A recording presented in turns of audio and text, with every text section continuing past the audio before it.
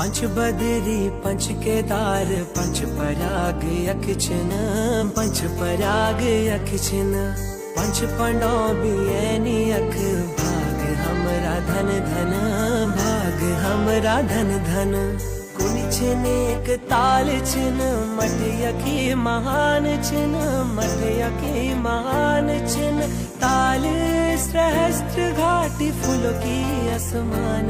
उत्तराखंड के कण कण में देवी देवताओं का वास है, इसीलिए उत्तराखंड को देवभूमि भी कहा जाता है।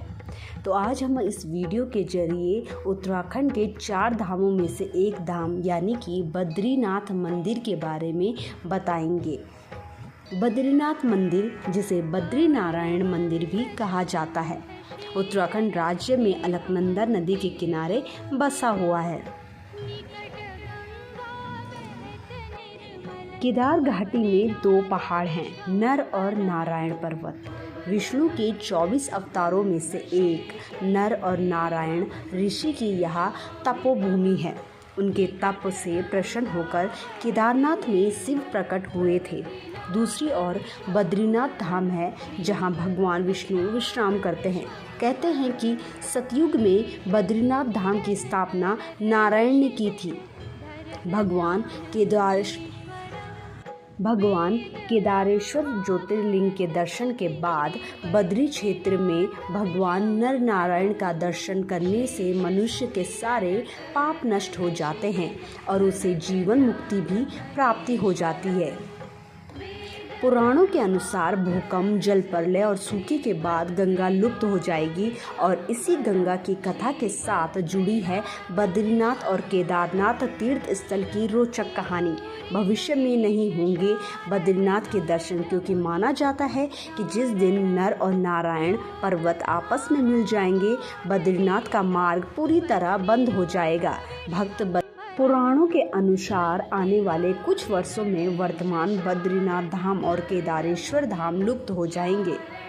यह भी मान्यता है कि जोशीमठ में स्थित नरसिंह भगवान की मूर्ति का एक हाथ साल दर साल पतला होता जा रहा है। जिस दिन यह हाथ लुप्त हो जाएगा, उस दिन बद्री और केदारनाथ तीर्थ स्थल भी लुप्त होना प्रारंभ हो जाएंगे।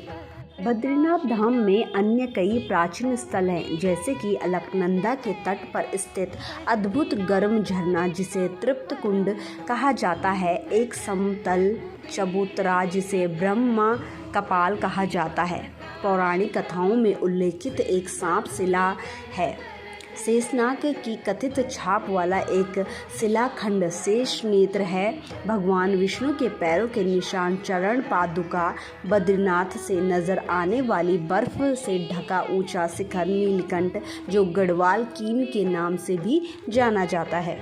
बद्रीनाथ के बारे में एक कहावत प्रचलित है, जो जाए बद्री वो ना आए ओदरी, अर्थात जो व्यक्ति बद्रीनाथ के दर्शन कर लेता है उसे पुनः उदर यानी गर्भ में नहीं आना पड़ता है, मतलब दूसरी बार जन्म नहीं लेना पड़ता है। शास्त्रों के अनुसार मनुष्य को जीवन में कम से कम 2 बार बद्रीनाथ की यात्रा जरूर करनी चाहिए।